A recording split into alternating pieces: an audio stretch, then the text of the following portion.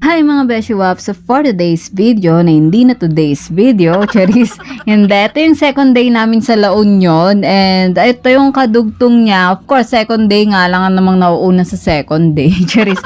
Pero yun nga mga Beshi Wap, pagkagising namin is dumiretso kami sa dagat and ayan, for the aura ang ating mahali. And sa mga panahon na to mga Beshi Wap, mag-best friend pa lang talaga kami. So ngayon, nagka-develophan na and kami na, ikakasal na kami hopefully next year. And ayun nga, nag-aura-aura kami dyan kasi hindi pa gaanong kasinagan ng araw. Tama ba?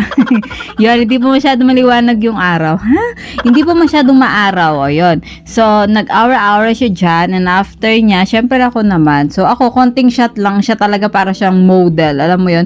Yung model na only shot siya talaga mga Beshi Wap. Yung, siguro yung memory card mo na 256 or yung ano mo, mapupuno yan mga Beshi Wap sa isang araw lang. Baka nga 3 oras lang ganun or half a day lang.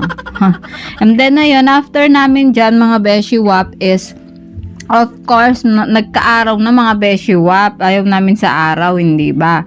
So, ang mangyayari mga Beshi Wap, mabilis ang shot na lang yung nandyan. Pumunta kami sa may tabing dagat kasi hili ko magdampot ng mga suso.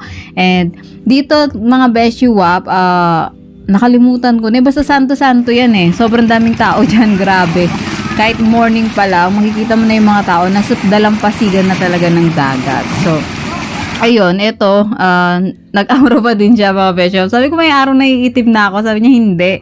So, mag-aura muna daw siya. And eto nga, guys, eto na yung pinakamatindi kasi daring na kami dyan mga Beshi Wap. May pa-brief na siya and ako naman may pa-bra na lang. O, diba? Kahit walang kapitan, talagang sinabit ko siya. Anyways, mga Beshi Wap, may kadugtong pa to alam ko. So, panoorin nyo na lang. Thank you for watching. Please subscribe my YouTube channel, Katie's Vlogs. Ito, Katie's Vlogs. Every page ito, Katie's Vlogs. Instagram, Katie's Vlogs. Ayan. So, after namin sa arawan, nag-concert na siya.